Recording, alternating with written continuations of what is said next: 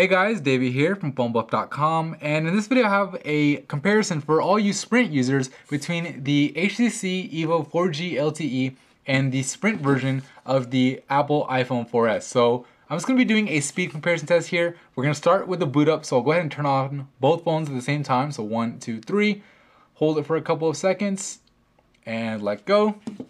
And I will let these two guys load up so we can see which one actually boots up their respective OS first. Of course, on the HTC you have those little boot up animations, where on the iPhone you just have the Apple logo. You can see that the HTC is actually done, so go ahead and unlock the EVO really quick.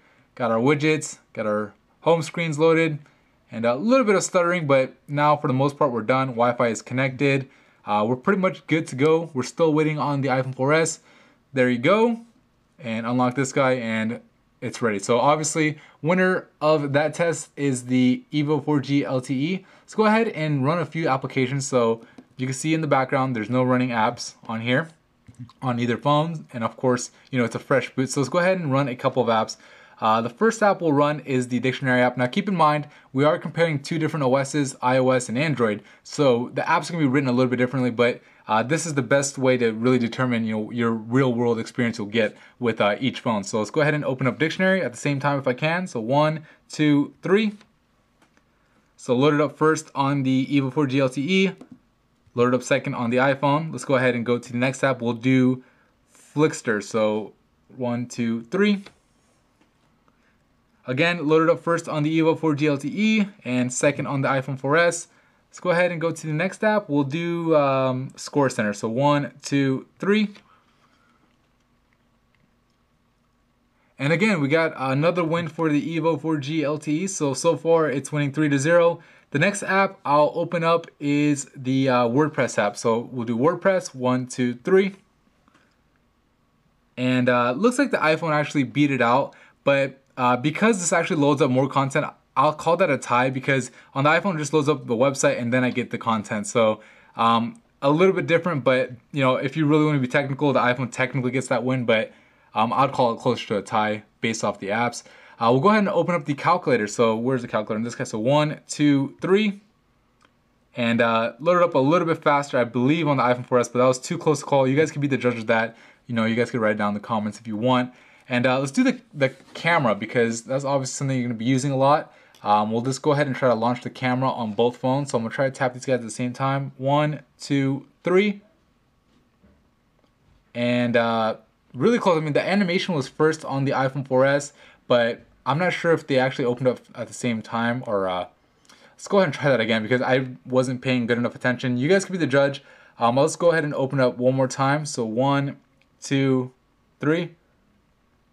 Yeah, so the viewfinder actually shows up here first, but the first time I feel like the animation was made first on the iPhone 4S, but I am looking at it through my camcorder's viewfinder, so I don't have the best view of it, so you guys can be the judge of that one. Let's go ahead and do a couple of browser speed tests. Alright, so before I start the browser speed test, I want to let you guys know that I did actually clear out the browsing history and cache on both browsers. Both phones are connected to the same Wi-Fi network here, so we're going to get nice and even, and I'm closing out all the applications that I've opened up from this test so far, so that way it's going to be a nice and even test. Go ahead and launch the browser at the same time, and this one actually has a home screen or a home website. This one doesn't, so obviously this one loaded up a little faster, but we're not after that result. We're after as far as which one loads up a website first. We'll type in PhoneBuff on both phones. Alright, so let's go ahead and press go. 1, 2, 3. And we can see the content first on the iPhone 4S, but now the EVO 4G LTE is actually done. Now the iPhone 4S is done. So it looked like it was a little bit faster on the iPhone 4S in the beginning as far as it populating the content, but the EVO 4G LTE actually caught up and actually loaded up everything first. So that's one test. Let's go ahead and load up this article right here. So 1, 2, 3. And same thing again. I see the content first. Pay attention to the other things like the ads, and you can see this guy's done. This guy's still loading, so scroll down. You can see it is still loading some of the content, like the pictures up here. Right here, you can see there's no pictures, where this guy does have the pictures. So the win here does go, there you go, now the picture loaded. So the win does go to the EVO 4G LTE once again.